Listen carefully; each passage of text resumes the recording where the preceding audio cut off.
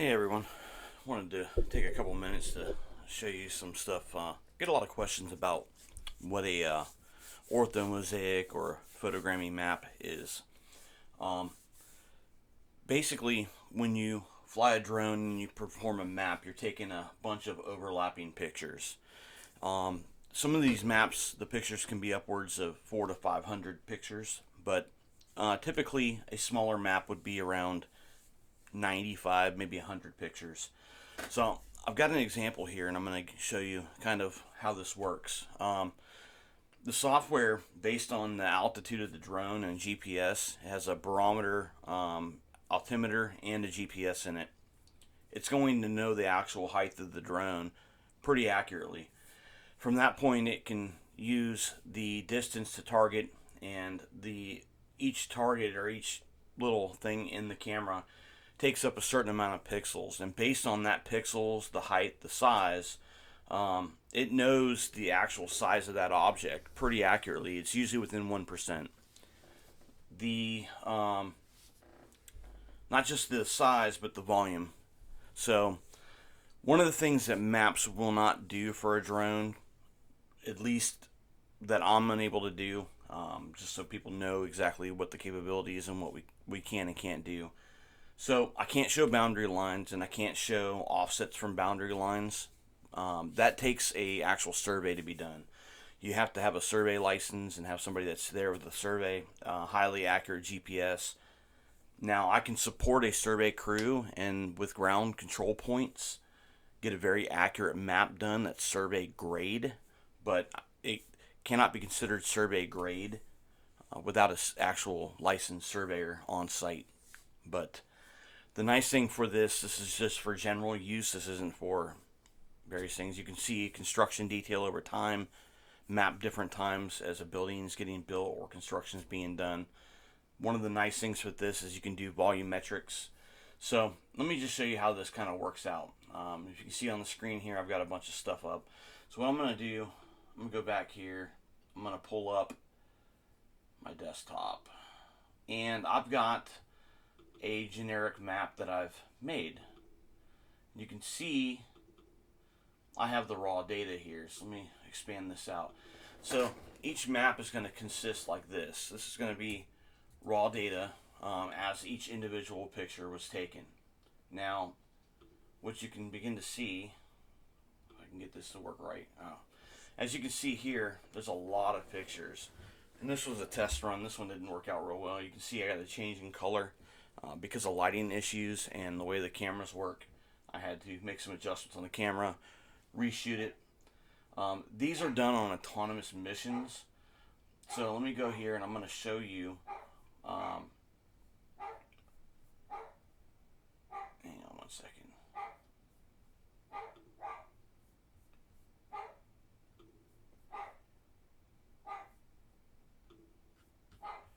I'll show you some more detail. Let's see. So here's the map after it was done, and the pictures are taken. They're uploaded to a cloud. They're done in a cloud, and the output is spit out here. So this is what I see when I get the map. There's a shareable link that's online, and then the raw data I have to download and I can provide as a data packet. But the online also provides a data packet. So as a customer, you would actually get to see a shareable link, and the shareable link would be here. So this is what the shareable link would look like, and it's basically a map overlay. So you have a whatever map they're using, which is a Google map, and then there's the actual high definition overlay. So as you zoom in on the high definition overlay, you're able to move around. You can see the detail increases. So each one of those photos are interstitched and becomes a very high definition. There's a certain point where you can zoom out and zoom in.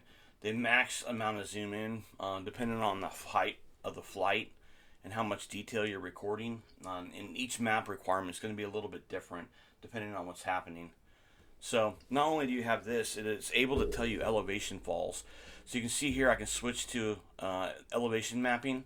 You have to zoom out because the elevation map's not as precise.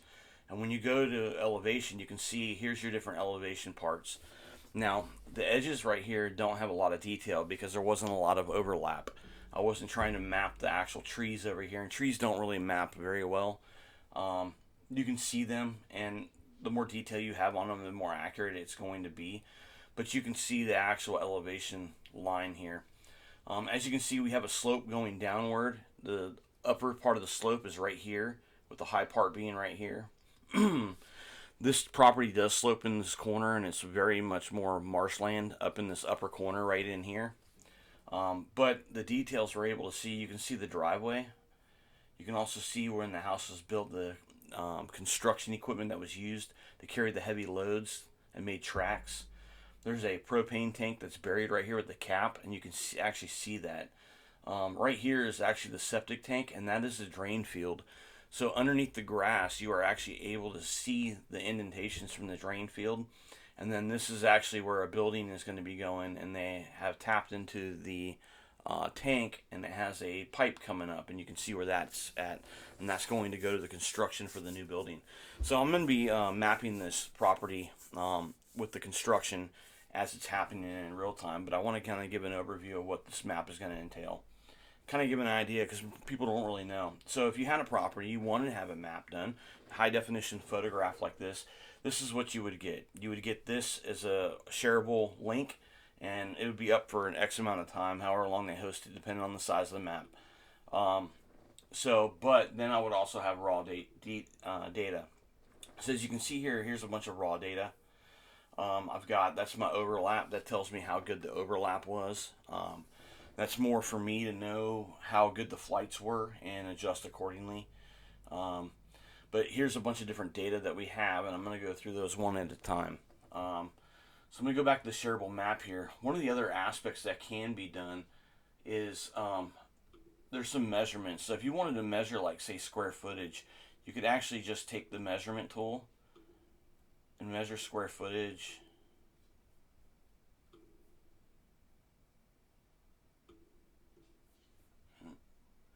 How do I do it right?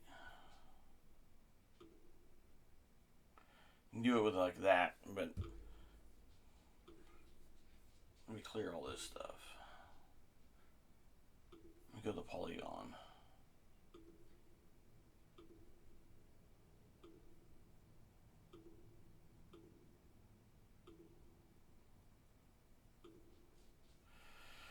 Alright, so now I'm not going to do annotations. Now here's a volume measurement. So if you had like coal piles, dirt piles, anything that was excavated out of the ground, you wanted to see how much volume was removed, how much volume you have, this is where this tool would come in really handy. This comes in down to about 1%. So, in particular, they use this a lot for measuring coal piles to see how much quantity they have on hand. So here's your calculated volume in yards. It's 1,283 cubic yards, and it's using the slope, the height at peak, the height at the base. The only thing that has to be done to get an accurate measurement pile is to have a flat ground with it piled up on it. So as you go around, it'll actually measure it. You can also do the square footage. This map is great for being able to measure distance point to point. For instance, on this map, we have a internet link that is, let me see here. We have a point-to-point link on the internet sitting on that pole, which is mounted to the corner of this house. Let's see, the last point right here, which is 532 feet. And it actually shows you on the map how the distance is. So it's great for measuring distance to certain things. Like I said, I can't show boundary lines. I'm not a surveyor, so this is not a survey. This is what's called an orthomosaic map, but it gives you real-time measurements. You can actually measure stuff on here, especially volumetrics. Really helpful. Let me show you a couple of the other points of data that we have here. Let's see here.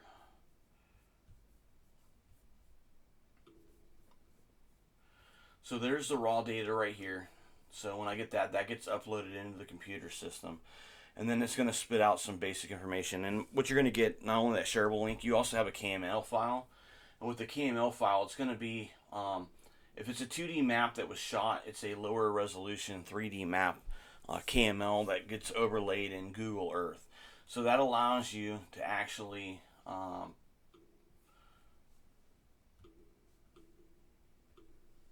you can zoom in and you're able to see.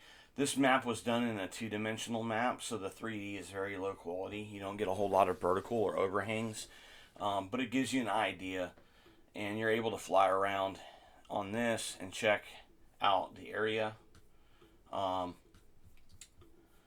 so you do get the KML file.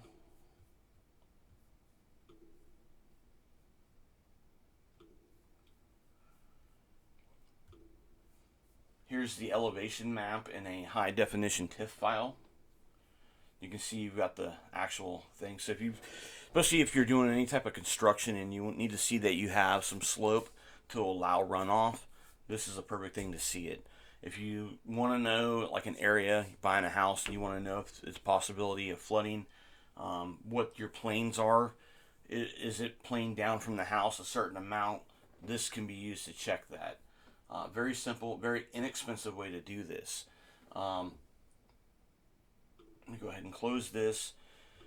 You get JPEG files, lower definition. You get a low definition object file for doing a dense cloud for making a 3D model. Now these models can be done in 3D from the very beginning. Now that's something that I normally need to know because a 3D map is going to be flown differently than a two-dimensional.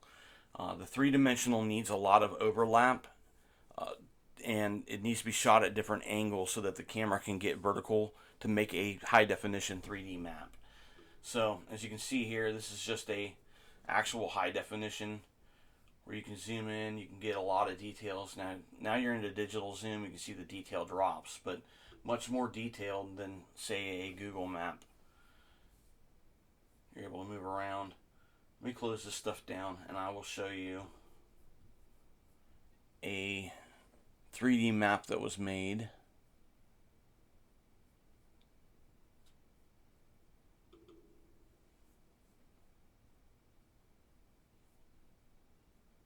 Thought I had it up already. Bear with me here, I did not have it up, unfortunately.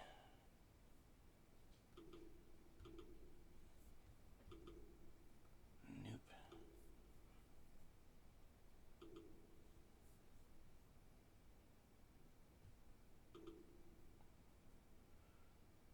Yeah, I'm sorry about that.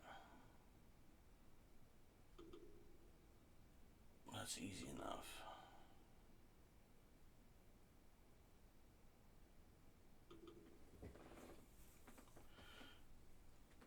Okay, that's the PDF file from a 3D map that I made. This was the first map I did, so they were getting better each time I do them. I'm getting things set where it's able to see more detail. Here's the model right here. This might take a second to load. So this one was actually processed on my own computer. This was like 55 hours of process time. Very long time. What I'm using now is actually a cloud-based system, which works extremely well. Very rapid times. Normally, they say like 4 days. I normally get them the same day, obviously depending on the size of the map. They have an expedited feature I can do. Of course, it costs more money to expedite, but I can do it like 3 times faster than normal. It puts me ahead of the line. So if there is a job that needed to be done and need to be done right away, that is a possibility to get expedited processing to get this thing back quicker. Of course, it costs more money, but you know, if you need it absolutely right now, that's absolutely a thing that we can do. So as this one begins to load, which takes a while, it's a very large file. Let me go back and I can show you a couple of these pictures here that I have. So let me go to, let's see, that's the model. Here's some screenshots I'll show you. So as you can see, a lot more vertical detail.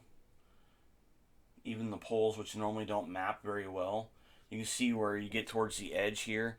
I didn't overlap there because I wasn't really trying to get a whole lot of data. I was trying to mainly map the center building. And from this point, I could actually crop it. So you can see it's a pretty nice setup. Let me go back here and get some more of the screenshots up. There's a low angle, and you can see the vertical detail on the side of the building is really good. Now I had the road here with traffic, so I could not fly over the road. And because of that, because it's illegal to fly over moving traffic, I wasn't able to get a lot of low angle shots of the front of the building. I really wish I would have. So, but you can see the sides. I got quite a bit of overhang. Of course, right here, the angle, I had to fly up here. That's like the lowest I could fly. And my angle, in order to get above the trees that were on the sides, I had to fly at like 200 feet. So, but you can see there's a lot of vertical detail in this. It's a wonderful map. Worked out really well. I was very happy with it. Now, I wish I would have had more detail on the sides, as you can see here. But I did get the majority of the vertical detail. The vehicles came out pretty good.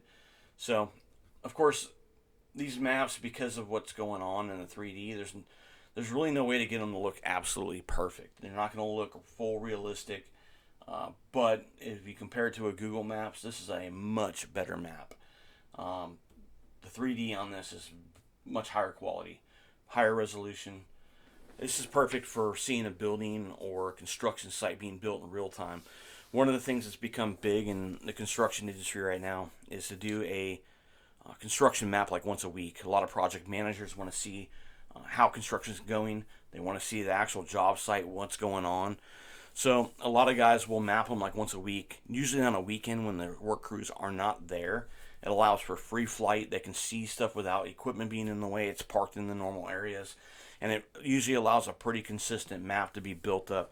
And you can actually select the layers one at a time, and a project manager can look at the overall progress each week of a construction site, and then you can actually see it and compare it to the week before. How much progress has been made. You know, we wanted these footings poured this week. Did they get poured?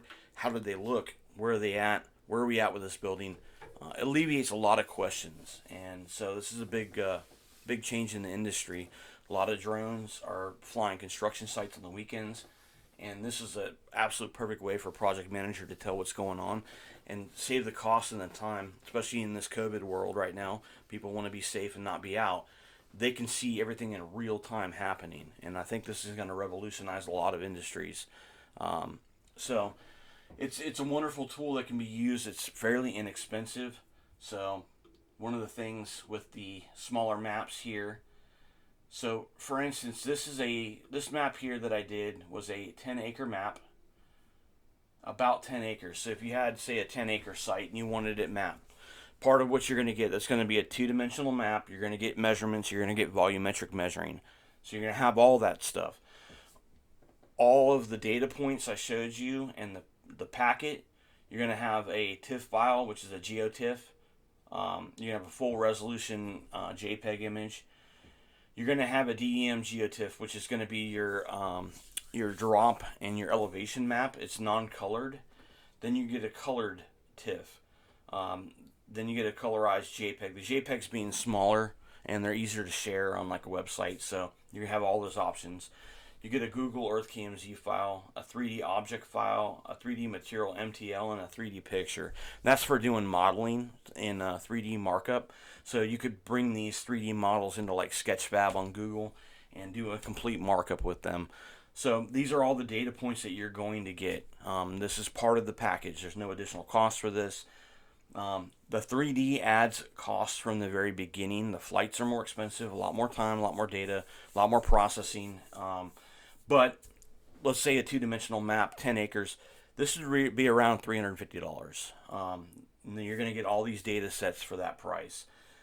There's some work depending on what can happen and what exactly needs to be done, and we can tailor it specifically. So say you had a 3 or 4 acre lot, you wanted this for your house to do some measurements, some volumetrics, just get an overall view. 3 acres is going to run between 100 to 150, and that depends on what's going on. Of course, if you're in restricted airspace and I have to get approvals, that's more time to put in, and it may include more cost. It depends. We have a thing called Lance. Lance allows for instant approval up to a certain height, and if you're in a grid zone that's like 150 to 200 feet or higher, in Lance, there's no additional cost. I can get it instantly. It's easy. If you're in a, like Class B or Class C, Class D airspace, and you're on a low grid, there's no Lance. I have to get a manual approval from the FAA and from air traffic control. It takes more time. It's probably going to add about a $50 charge, depending on what airspace. Class B might be more. It's also going to limit the amount of time I have on site and when I can't fly. So that will adjust the costs accordingly because it's more time. But I'm willing to work with anybody and try to get something for them at a reasonable price. But the services, they do take time, and time is money. So, but I'm willing to work with people to get a product that they want.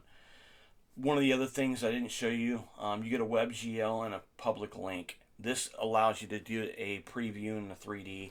This is a actual web-based 3D. Now, with the models that are larger, they will stay up for a lot longer on this. Smaller models, because it's the way the processing fees are through them, the links for them will be shorter, but you will have most of the data for yourself and with Google Maps. So their shared links, just after a month or two, they'll normally drop the shared links to make way for other people to be able to use them. It takes some resources off of them. So as you can see here, this is the full 3D markup. You're able to make adjustments like this. Oops. Oh, darn it. That didn't work too well, did it? So, but you get the idea. So I just want to kind of work through and kind of show you what it entails to map and kind of what you're going to get with it. So each time I'm mapping, I'm getting better at getting the details. Now I've got them pretty solid now where I get extremely good details with it. Most of the flights are going to be autonomous, so your first flight takes up more time. If this is a reoccurring job where we're flying the same flights every time because you want to see, say, a construction base over time, then that's going to reduce costs. The initial flight may be a little bit more for the setup and all the stuff to process. From at that point, once I set up and get a good flight plan where everything is locked on and it's mapping well, it's a matter of me showing up on site at a certain time. Of course, weather conditions and will affect the quality of maps. Preferably, somewhat sunny or preferably even an overcast day. Fog and rain is a no-go. We can't fly in that for obvious reasons. Number one, the drones aren't waterproof. Number two, you have legal obligations because we are licensed by the FAA. These drones are registered. I have to abide by all their laws. I do have some waivers that allow me to fly in certain conditions that most people can't fly in, but unfortunately, when you're doing mapping, your sensor, which is your camera, if the lens gets moisture on it, it pretty much ruins the quality of the pictures, and there's really no point. Obviously, we all want to get something that's a quality product. I want to provide everybody with a quality product, and trying to fly in conditions that aren't going to give a quality product, it's useless. It's a waste of time. It's a waste of money. I'm not here to waste anybody's time, and I definitely don't want to waste anybody's money. So at that point, we hold off and we fly when we can. So obviously, if there's a weekend of bad weather, we may have to fly on a job site. Some of the regulations are changing coming in March. If we are contracted to fly on a job site, the job site's a semi-closed, like a construction site, and everybody's aware that I'm flying, I will be able to fly over them. As long as they're okay with it, most of the guys on the job site really don't care. They work around heavy equipment.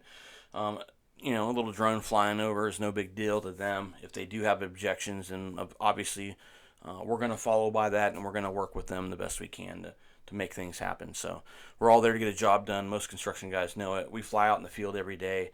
I'm in a hard hat and a high-vis vest, 5 days a week, flying out everywhere in busy cities, out in the middle of nowhere, over people's private property. So for the most part, we don't have an issue dealing with people around. There are concerns, a lot of neighbors and stuff with drones. Normally, if I'm going to be flying a lot in one area, I kind of go around. I'll either send a letter, I'll knock on doors and talk to people. I'll put them at ease. I'll show them my credentials. Hey, I'm an FAA licensed commercial drone pilot. I'm being contracted to map this job. I will not be taking pictures of your house. I'm more than happy to show you, what I've got. If you have any concerns, you can stand here and watch me and see the data that it's capturing. That way you know what's going on. And for the most part, most people cooperate. It's a very easy thing to deal with them. Put their mind at ease. Everybody's concerned about privacy, and we understand that. We had a situation in my work yesterday where a lady called the cops on us. she came and told us that pretty much the cops may show up, and she's been dealing with the drone flying over her property, and we flew through her backyard doing a power line inspection, and obviously she was concerned. We told her no problems. She was really surprised we weren't worried about the cops coming, and said, hey, we're contracted from the power company to do this. We're not not breaking any laws. We're not trying to hide anything from anybody. When the cops get here, we'll deal with them. It's not an issue. And she was actually very polite to us. So it was nice to put her at ease and know that it wasn't us that's been flying over her house for the last week. And it's some people, they have some paranoia when it comes to drones. I understand that. And some people just love their privacy and they don't want to have intrusion in their privacy. And 100% respect for that. Totally understand, and we're willing to work with them. So, anyways, I want to thank you all for being there. Please subscribe. I'm going to have a lot of content coming up. We've stepped up the game on that. Some of the equipment, I'm going to do a lot of product spotlights showing what we can do, what we're capable of. Keep in mind, I'm able to provide really high quality video. My post processing is pretty good on pictures. I've got a lot of experience, a lot of years on Photoshop. As an amateur photographer and a photographer that's been published. And so there's some guys that are really, really good. But, I'm pretty decent when that comes. Videos, I've got experience in the past. I am not the greatest video post-processor, but I'm working on that, and we're going to have some really good videos up pretty soon. So anyways, please subscribe, hit the like button, and hope to get you on some videos, and hope to see you on the job site soon. Thanks.